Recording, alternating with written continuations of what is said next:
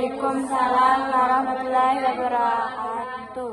Selanjutnya kita akan mendengarkan presentasi dari kelompok 1 dengan judul Kooperatif Learning. Nah, kepada kelompok 1 saya persilakan untuk memaparkan materinya. Baik, di sini saya akan menjelaskan pengertian cooperative learning. Cooperative learning adalah model pembelajaran di mana siswa itu dibagi menjadi beberapa kelompok dan mendiskusikan suatu materi yang diberikan oleh gurunya, dan mereka itu harus bertanggung jawab atas materi apa yang telah diberikan. Dan penciptanya ini adalah Robert Slavin bersama rekan-rekannya di Amerika pada tahun 1978. Nah, adapun tujuan pembelajaran yang akan dibacakan oleh Anita Pascasari. Tujuan pembelajarannya itu membantu siswa memahami materi secara mendalam melalui diskusi. Terus yang kedua itu melatih kerjasama dan tanggung jawab bersama. Yang ketiga meningkatkan hasil belajar siswa. Yang keempat menumbuhkan motivasi dan semangat berkompetensi secara sehat. Yang kelima itu mengajarkan nilai sosial seperti tolong menolong, saling menghargai, dan empati. Nah, adapun langkah-langkah dari pembelajaran STAT ini, yang pertama itu pemberian materi oleh guru. Yang kedua membentuk kelompok heterogen yang terdiri dari 4 sampai 5 orang itu. Yang ketiga kegiatan belajar kelompok. Yang keempat kuis atau tes individu. Yang kelima menghitung skor peningkatan individu, dan yang keenam itu penghargaan kelompok. Dan adapun contoh yang kami ambil itu yaitu ilmu pengetahuan alam. Materinya itu siklus air, dan langkahnya itu yang pertama itu guru menayangkan video pendek terus tentang siklus air, terus siswa mendengarkan dan menulis hal-hal penting yang terdapat dalam video tersebut. Lalu guru membentuk 5 kelompok heterogen. Tiap kelompok itu diberi tugas membuat poster siklus air yang tadi ditayangkan. Terus setiap kelompok mereka itu berdiskusi, terus mengikuti kuis individu. Berdiskusi satu kelompok itu tentang itu siklus air. Baik, itu saja. Nah, adapun kelebihan dan kekurangan dari pembelajaran STAT ini. Yang pertama itu meningkatkan keaktifan siswa dalam belajar.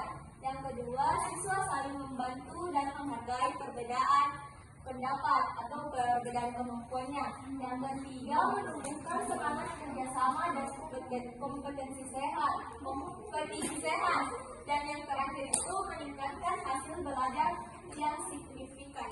Dan adapun kekurangannya itu memerlukan waktu yang lebih lama.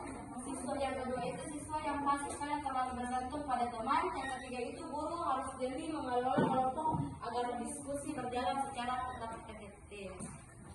Nah, itulah presentasi dari kelompok 1. Selanjutnya kami buka sesi tanya jawab. Kepada teman-teman yang ingin bertanya, angkat tangan dan sebutkan nama. Selanjutnya kami persilakan kepada saudara Nisa untuk memaparkan pertanyaannya. Kepada Nisa saya persilakan.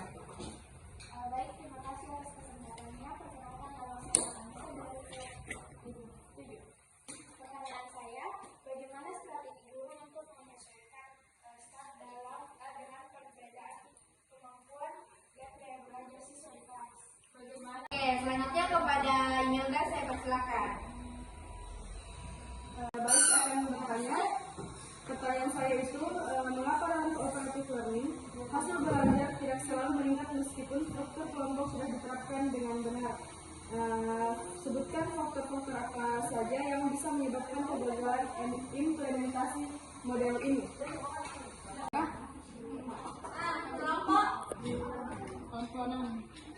Oke, baik, terima kasih atas kesempatan yang telah diberikan.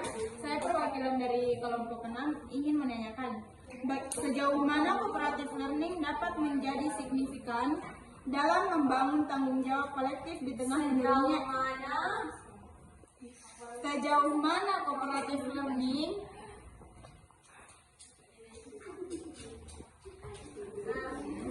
menjadi signifikan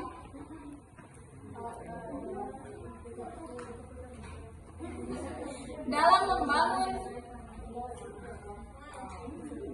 tanggung jawab kolektif. Selanjutnya kepada Saudari Putri Ainun Mutia, saya persilahkan untuk memberikan pertanyaan. Baik, terima kasih atas kesempatannya. Pertanyaan saya itu, apakah metode pembelajaran SMART cocok untuk diterapkan di semua mata pelajaran? Berikan alasannya. Baiklah, beberapa pertanyaan dari teman-teman sekalian.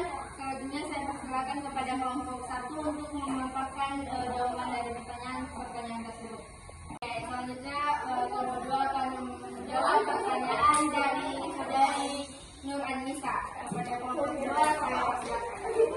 Oke, jadi di sini saya akan menjawab pertanyaan dari bagaimana strategi guru untuk menyesuaikan STAT dengan perbedaan kemampuan dan gaya belajar siswa di kelas. Yaitu pertama itu pembentukan kelompok yang heterogen. Guru membentuk kelompok 4 atau 5 siswa dengan komposisi kemampuan akademik, gaya belajar dan jenis kelas yang beragam. Terus tujuannya itu agar siswa saling melengkapi. Siswa yang kemampuannya tinggi dapat membantu temannya yang memiliki kemampuan yang rendah, sementara yang lain dapat belajar dengan cara gaya belajarnya sendiri. Misalnya visual, auditorik, atau kinestetik. Contohnya itu satu kelompok berisi siswa yang kuat di teori, satu yang pandai praktik, dan satunya yang aktif bertanya. Terus yang kedua itu diferensiasi tugas dan sumber belajar. Guru menyiapkan variasi bahan ajar dan aktivitas untuk belajar siswa. Yang pertama itu misalnya visual, diagram video atau podcast pembelajaran. Terus auditory, misalnya diskusi, presentasi lisan, atau podcast pembelajaran. Yang ketiga itu kinestetik, eksperimen, permainan edukatif, atau simulasi. Tujuannya itu sama, cara mencapai pemahamannya sesuai dengan gaya belajarnya siswa. Selanjutnya kepada Saudari Nurhanisa, apakah diterima atau ingin menambahkan saran? Selanjutnya kelompok 1 akan menjawab pertanyaan dari mereka. Kepada kelompok 1 saya persilakan untuk memaparkan jawabannya. Di sini saya akan menjawab pertanyaan dari Imelda. Mengapa dalam kooperatif learning hasil belajar tidak selalu meningkat meskipun struktur kelompok sudah diterapkan dengan benar? Faktor-faktor apa saja yang bisa menyebabkan kegagalan implementasi model ini? Hasil belajar dalam kooperatif learning tidak selalu meningkat meskipun struktur kelompok sudah benar karena ada faktor lain yang mengalaminya. Misalnya itu seperti kurangnya partisipasi aktif dari anggota kelompok, perbedaan kemampuan antar siswa yang terlalu jauh, kurangnya bimbingan guru dalam menerapkan kerjasama. Oke, apakah Saudari Imelda menerima jawaban tersebut? Baik, saya menerima jawabannya. Dan untuk teman-teman, apakah ada yang ingin menambahkan atau memberikan saran? Oke, kepada Saudari Jeliska saya persilahkan. Terima kasih atas kesempatan yang diberikan kepada saya. Di sini saya akan memberikan tambahan nama saya jenis daripada itu menurut saya dalam kooperatif dan guru tidak selalu meningkat meskipun struktur kelompoknya sudah benar karena keberhasilan metode ini juga tergantung pada sikap dan partisipasi siswanya. Jika ada siswa yang kurang aktif tidak mau bekerja sama dengan temannya atau hanya tergantung pada temannya, maka kerja kelompok ini tidak tercapai. Selain itu, faktor seperti kurangnya bimbingan guru atau perbedaan kemampuan antara siswa dan kurangnya komunikasi dalam kelompok juga bisa menyebabkan hasil belajar tidak maksimal. Jadi meskipun modelnya sudah baik, pelaksanaannya pelaksanaannya tetap perlu didukung oleh motivasi dan tanggung jawab serta kerjasama yang nyata dari setiap siswanya. Terima kasih. Nah, setelah saran dan masukan dari Yulista Batu Padang, mungkin selanjutnya kelompok 1 akan menjawab pertanyaan dari saudari Nur Syahada. Kepada kelompok 1 saya persilakan.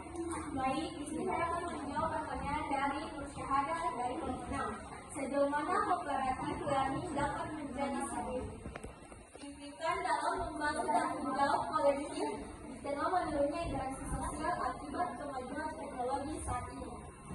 Model kooperatif learning sangat penting di era teknologi saat ini karena membantu membangun kembali tanggung jawab bersama yang melalui hilang akibat kurangnya interaksi sosial.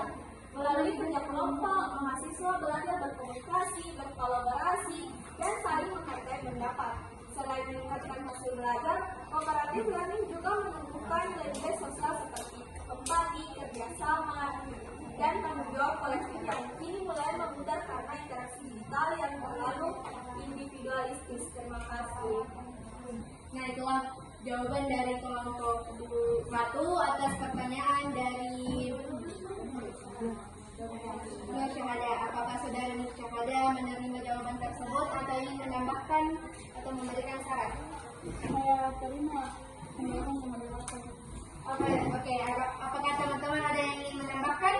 Oke, selanjutnya saya persilakan kepada kelompok 1 untuk memaparkan jawaban dari Putri Aini Mutia. Kepada kelompok 1 saya persilakan. Oke, baik. Di sini saya akan menjawab pertanyaan dari Putri Ayu Mutia dari kelompok 4. Apakah metode pembelajaran START cocok atau tidak diterapkan di semua mata pelajaran? Berikan alasannya. Nah, metode pembelajaran START ini tidak sepenuhnya cocok diterapkan di semua mata pelajaran karena metode START ini hanya diperlukan pada mata pelajaran seperti IPS, PKN, IPA, dan Bahasa Indonesia. Jadi tidak selamanya cocok di mata pelajaran lainnya selain yang disebutkan tadi. Terima kasih. Oke, setelah jawaban dari kelompok 1, kepada saudari Aini Mutia, apakah ingin memberikan saran atau menambah masukan? Baik, jawabannya sudah jelas. Oke, apakah teman-teman ada yang ingin menambahkan? Kepada saudari Aini, saya persilahkan. Baik, saya ingin menambahkan jawaban dari pertanyaan dari saudari Putri Mutia. Apakah metode pelajaran STK diterapkan di semua mata pelajaran? Jawabannya, penerapan STAD di berbagai mata pelajaran dapat digunakan pada berbagai bidang studi seperti matematika. Siswa bekerja sama memecahkan soal, mendiskusikan konsep. Yang kedua, IPA, siswa berdiskusi tentang eksperimen atau fenomena alam. Yang ketiga, IPS, siswa menganalisis peristiwa sejarah, sosial, ekonomi bersama kelompok. Yang keempat, bahasa Indonesia, siswa membaca teks, memahami isi, lalu saling mengoreksi jawaban. Yang kelima, pendidikan agama atau PKN, siswa berdiskusi tentang nilai, norma, dan kasus moral. Sekian, terima kasih. Nah, itulah tambahan jawaban dari saudari ini. Apakah ada yang ingin menambahkan? Oke, jika tidak ada, saya persilakan untuk kelompok 1 menutup presentasinya pada kali ini.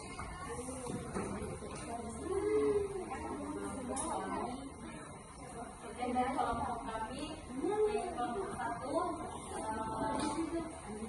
kita ada kesalahan-kesalahan dan kekurangan karena manusia tidak lupa dengan kesalahan. Kita melakukan kita ini mahasiswa bukan mahasiswa. Oke, sekian dari kami. Wassalamualaikum warahmatullahi wabarakatuh.